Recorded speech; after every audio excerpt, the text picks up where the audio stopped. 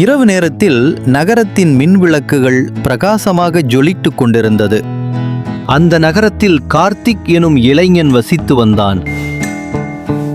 அன்று அவன் வழக்கம் போல் தனது மொபைலில் இன்ஸ்டாகிராம் ரீல்ஸை பார்த்து கொண்டு இருந்தான்.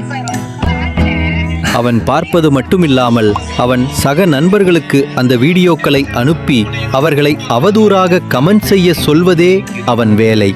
ஆனால் அந்த செயலே அவனுக்கு யமனாக வரப்போகிறது என்று அவன் உணரவில்லை. அப்பொழுது அவன் நண்பன் ரமேஷ் இறந்து விட்டதாக ஒரு தகவல் வருகிறது.